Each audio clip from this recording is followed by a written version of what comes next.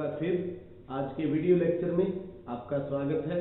कक्षा 10वीं चैप्टर निर्देशांक ज्यामिति एमसीक्यू का जो सेकंड पार्ट है आज हम करेंगे। फर्स्ट पार्ट के अंदर हम दूरी सूत्र के जो एमसीक्यू थे वो उसका अभ्यास किया था। आज हम विभाजन सूत्र और त्रिभुज के क्षेत्रफल से संबंधित किस तरह के जो एमसीक्यू हो सकते हैं उन पर बात करेंगे। क्वेश्चन नंबर 15 है, उस बिंदु के निर्देशांक जो बिंदुओं 4, -3 और 8, 5 को जोड़ने वाले रेखाखंड को आंतरिक रूप से 3:1 के अनुपात में विभाजित करता है। मतलब पहले हम सूत्र को समझ ले। मान लीजिए ये कोई ए है बिंदु, इसके निर्देशांक x1 y1 है। ये कोई बी है x2 y2 और इसको जोड़ने वाला ये रेखाखंड है। इसको कोई यहाँ पर एक बिंदु ले ले आपका P xy, तो ये इसको M1 और M2 के अनुपात में विभाजित करता है। तो इस बिंदु के निर्देशांक कैसे होंगे? P xy के जो निर्देशांक है उनके लिए क्या फॉर्मूला होता है? x बराबर M1 x2 M2 x1 बटा में M1 प्लस M2। जो y है वो x इस तरह से रहता है और जो y है M1 y2 M2 y1 बटा में M1 प्लस M2। तो ये उसके निर्देशांक रहते हैं। इस सम के अंदर यहाँ x1 y1 की जगह 4, -3 है और इधर 8 और 5 और अनुपात कितना है? 3:1। इसी फॉर्मूले में पुट करेंगे तो इसके निर्देशांक, उस बिंदु के निर्देशांक x बराबर M1 3 x2 8 plus M2 1 x1 4 बटा में 3 प्लस 1। इसी प्रकार y के M1 y2 plus M2 y1 बटा में अनुपातों का योग। तो 8 की 24 प्लस 4 बटा में 4 यानी कि 28 बटा में 4 काट के कितना आ गया? 7। तो इसी प्रकार y 15 - 3 बटा में 4 तो 12 बटा में 4 काट के कितना आ गया? 3। 7 और 3 तो x और y 7 और 3। इसके निर्देशांक 7 और 3 रहेंगे। कौन सा आंसर है? डी 7 और 3। तो बिल्कुल ध्यान रखना है, x पहले लिखा जाता है, y बाद में लिखा जाता है। आगे बिंदुओं -1, 7 और 4, -3 को जोड़ने वाले रेखाखंड को समद्विभाजित करने वाले बिंदु के निर्देशांक। अब यहाँ पर क्या है? सूत्र तो यही है। समझना क्या है भी, हमारे पास जो बिंदु है वो है -1 और 7 और दूसरा बिंदु है 4 और -3। अब यहाँ पर समद्विभाजित मतलब अनुपात कितना है? 1:1। दोनों तरफ अनुपात कितना है? M1 भी 1 है, M2 भी 1 है। समद्विभाजित मतलब दोनों तरफ बराबर बराबर 1:1। तो यहाँ हम इसके निर्देशांक निकालेंगे, यानी M1 भी 1 लिख देंगे, x2 4 है प्लस 1 गुना में -1 बटा में 1 जोड़ 1 तो 4 - 1 बटा में 2 मतलब 3 बटा में 2। तो y 1 गुना में -3 गुना प्लस आगे क्या है? M2 1 गुना में 7 बटा में 1 जोड़ 1 यानी y बराबर -3 प्लस 7 बटा में 2 4 बटा में 2 काट के कितना आ गया? 2 यानी कि 3 बटा 2 और 2 रहेंगे। तो ये इस प्रकार से 3 बटा 2 और 2 तो C। अच्छा, एक चीज और, इसको हम मध्य बिंदु के रूप में भी ले सकते हैं क्योंकि ये समद्विभाजित करता है। तो मध्य बिंदु के लिए डायरेक्ट फार्मूला किस प्रकार से बन जाता है? x बराबर, तो यहाँ 1 भर दें तो x2 प्लस x1, M1 की जगह भी 1 और M2 की जगह भी 1 तो y बराबर y1 प्लस y2 बटा में 2। तो ऐसे भी आप मध्य बिंदु डायरेक्ट निकाल सकते हैं इस फॉर्मूले से, यही निकल सकता है। जैसे x बराबर 4 माइनस 1/2 कितना आ गया 3/2, क्योंकि -1 था। इसी तरह से y बराबर में 7 माइनस 3/2 यानी कि 4/2, काट के कितना आ गया 2।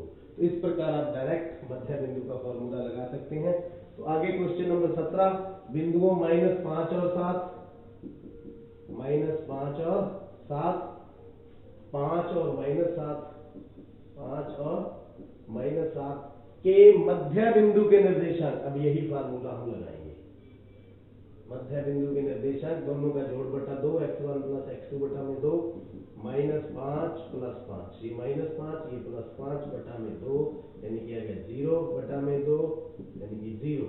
इसी प्रकार 7 और -7/2, यानी कि कितना आ गया 0। तो y भी कितना आ गया 0, तो x भी 0, यानी कि 0 और 0 इसके निर्देशांक हो गए।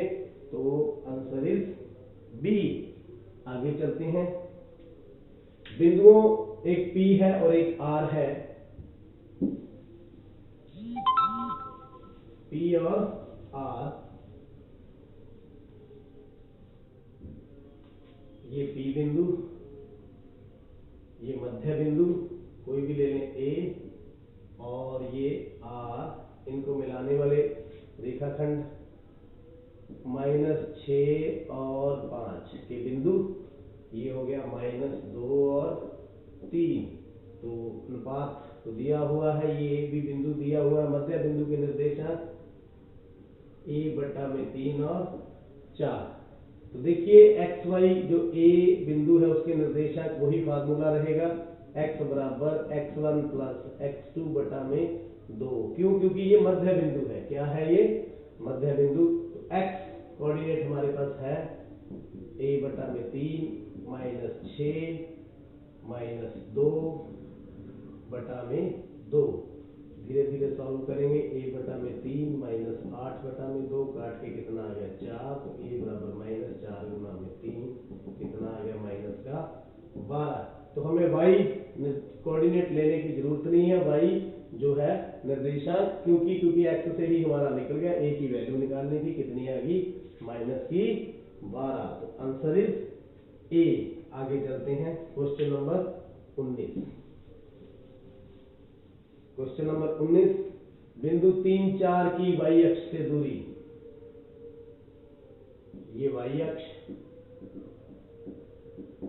3 और 4 को प्लॉट करेंगे, यानी ये x की वैल्यू है, ये y की वैल्यू है। x की वैल्यू मान लीजिए 3 यहाँ पर है, y की वैल्यू यहाँ पर है।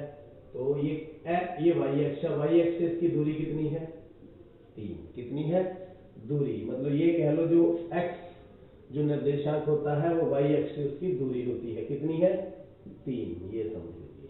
क्योंकि यहाँ से ये है y अक्ष और ये 3, तो दूरी कितनी हुई 3।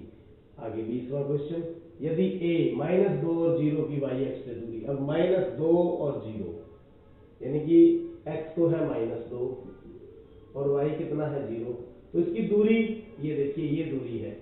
अब देखा जाए तो ये -2 है, लेकिन दूरी कभी नेगेटिव नहीं होती। दूरी को मेजर करेंगे तो ये कितनी आएगी 2। हाँ, निर्देशांक जरूर -2 है, लेकिन दूरी कितनी है 2। दूरी कितनी है 2। तो आप ये वाला क्वेश्चन, दूरी कितनी है 2। दूरी हमेशा धनात्मक होती है, ना कि ऋणात्मक। चाहे इस तरफ है मापेंगे तो ये कितना आएगा 2 ही आएगा। आगे, y अक्ष पर स्थित प्रत्येक बिंदु का भुज होता है। y अक्ष पर स्थित भुज, भुज मीन किसकी वैल्यू x की वैल्यू, किसकी x की वैल्यू। तो x की वैल्यू y अक्ष पर हमेशा यहाँ भी 0 है, 0 है, 0 है, 0 है, सब 7 के ऊपर क्या होती है 0, यानी कि भुज हमेशा कितना होता है 0। तो आंसर इज सी। बहुत ही टेक्निकल क्वेश्चन है। आगे देखते हैं क्वेश्चन नंबर 22, वह अनुपात जिसमें बिंदुओं a और b को मिलाने वाला रेखाखंड x अक्ष से विभाजित होता है। मान लीजिए ये कोई बिंदु a, 1 और -5, और ये दूसरा बिंदु है -4 और 5, और ये कोई x अक्ष पर बिंदु है। इसको क्या ले लें x और 0। तो किस अनुपात में विभाजित करता है? मान लीजिए k अनुपात 1। तो फॉर्मूला यहाँ पर कोटि का निकालेंगे, y की वैल्यू 0 है तो y के निर्देशांक y बराबर m2 y1 plus m1 y2 m1 plus m2। तो यहाँ y की वैल्यू हमें दी हुई है 0, तो ये लगा देंगे 0।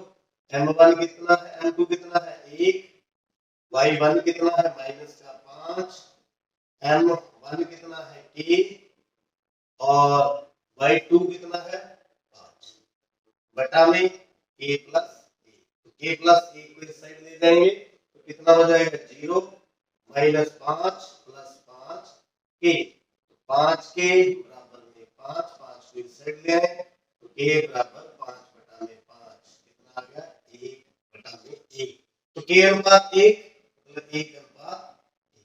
इसका आंसर क्या रहेगा 1 अनुपात 1। आगे दूसरा सम है बिंदुओं -3, 10 और 6, 8 को जोड़ने वाले बिंदु a -1, 6 के अनुपात में विभाजित करता है। तो ये भी लगभग ऐसा ही सम है। यहाँ हमारे पास दोनों जो है सम को निर्देशांक दिए हुए हैं कितना -1 और 6। अब दोनों में जो मर्जी ले ले, चाहे x वाला ले ले चाहे y वाला, अपने y वाला ले रखा है। a के निर्देशांक -3 और 10 और b के 6 और -8। इसमें पुट कर दे y कितना है 6 तो m1 प्लस m2 कितना हो गया k प्लस 1, m2 1 है, y1 कितना है 10 प्लस m1 कितना है k गुना में y2 कितना है माइनस का 8। तो इसको इधर ले जाए 6k प्लस 6 बराबर में 10 माइनस 8k। 8k को इस साइड ले जाए 6k प्लस 8k बराबर में 10 माइनस 6 14k बराबर में 4 k बराबर 4 बटा में 14। 2 अनुपात कितना आ गया 7। यहाँ 2 अनुपात 2 बटा 7 अनुपात 1 यानी कि 7 से गुना करते हैं तो 2 अनुपात 7। चाहे x से निकाल ले चाहे y से निकाल ले एक ही बात है। तो answer is 2:7। Answer is C. आगे चलते हैं क्वेश्चन नंबर 24। बहुत ही इंपॉर्टेंट क्वेश्चन है एग्जामिनेशन पॉइंट ऑफ व्यू से। बिंदु ए के निर्देशांक और ए बी वृत्त का व्यास केंद्र हमारे पास कितना है 2 -3। ए कितना है केंद्र और बी के निर्देशांक ये ए ले लें, ए अपन मान लेते हैं x1 और y1 और दूसरी तरफ बी के निर्देशांक 1 और 4। तो ये जो केंद्र है ओ क्या है यहाँ पर मध्य बिंदु। मध्य बिंदु के लिए क्या फार्मूला रहता है x बराबर x1 प्लस x2 बटा में 2। तो यहाँ x की वैल्यू कितनी है 2, x1 हमने निकालना है, x2 कितना है 1 बटा में 2। तो 2 दूनी 4 माइनस 1 यानी 1 इधर आकर के माइनस हो जाएगा। x की वैल्यू कितनी आ गई 3। x की वैल्यू 3 डी में ही है तो अगला भी चेक कर लेते हैं y बराबर y1 प्लस y2 बटा में 2। y कितना है माइनस का 3, y1 निकालना है, y2 कितना है 4 बटा में 2। तो -6 -4 बराबर में y1 यानी कि माइनस 3 और -10। तो आंसर इज बी। आंसर कौन सा है बी। इस प्रकार का भी सम आ सकता है। आगे चलते हैं त्रिभुज का क्षेत्रफल निर्देशांकों के जरिए हम किस प्रकार से निकालते हैं। एक त्रिभुज है हमारे पास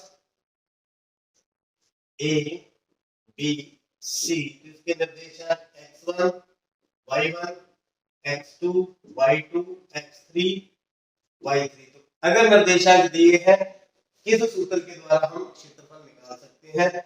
यहाँ 1/2 x1 y2 minus y3 x2 y3 minus y1 x3 y1 minus y2। तो ये बी इसका आंसर है क्योंकि सिमेट्री देखिए x1 x2 x3 y2 3 3 1 और 1 2। इस प्रकार से आप इसको लर्न करें बहुत बड़ा है तो ही ये हो पाएगा। आगे उस त्रिभुज का क्षेत्रफल जिसके शीर्ष हमारे पास दिए हुए हैं। अब यही फॉर्मूला लगने वाला है। शीर्ष हमारे पास -4 और 6, -3 और -5, इस फॉर्मूले में पुट करेंगे। क्षेत्रफल वाले में 1/2 x1 1 है और y2 - y3 6 माइनस का 5 प्लस x2 कितना है माइनस का 4। आगे क्या y2 y3 minus y1 minus y1 minus -1। आगे प्लस x3 कितना है माइनस का 3 ब्रैकेट में 1 - 2 y1 -2 -1 -6। तो धीरे धीरे इसको सॉल्व करते रहे। 1/2 ये हो गया 6 और प्लस 5, 6 और प्लस 5 ये हो गया -4 गुना में यहाँ पर आप देख सकते हैं माइनस का 5 है और प्लस का 1 है, यानी कि माइनस का 4। आगे देखिए -3 गुना में -7, तो 1/2 ये हो गया 11 और ये हो गया 16 और ये हो गया 21। 1/2 6 7 8 2 3 4, तो कितना आ गया 24। क्षेत्रफल के लिए वर्ग मात्रक 24 देखते हैं। इसके अंदर आंसर है 12 है 6 है 24, तो आंसर इसका कौन सा है सी। इस प्रकार इस फॉर्मूले में पुट करके आप क्षेत्रफल निकाल सकते हैं। आगे के का मान ज्ञात कीजिए यदि बिंदु 2 3 4 के बिंदु कौन सा है 2 3 4 के 4 के 6 और -3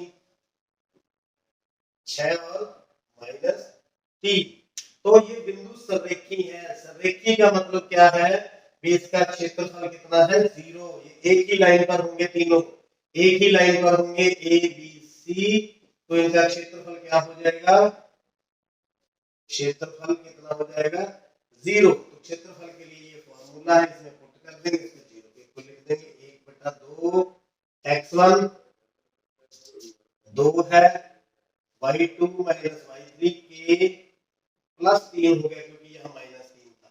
आगे x2 4 है तो y3 - y1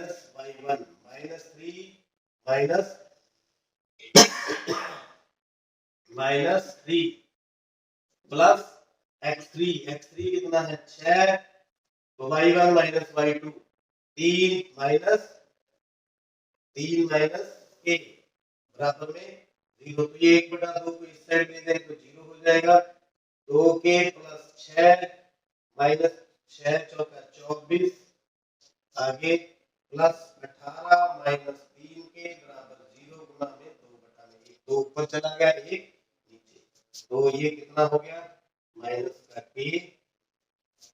आगे 18 और 6 24, 24 से 24 कट गया बराबर में 0, तो k की वैल्यू यहाँ पर कितनी रहने वाली है 0, क्योंकि जब 0 आएगी तो ही ये पॉइंट्स क्या होंगे संरेखी। संरेखी का मतलब कोलिनियर, तो k की वैल्यू इसमें 0 है। उम्मीद है आज के जो सम है आपने देख लिए हैं, समझ लिए हैं, और अगर आप पहला भाग देखना चाहते हैं तो चैनल को सब्सक्राइब करें। आपका बहुत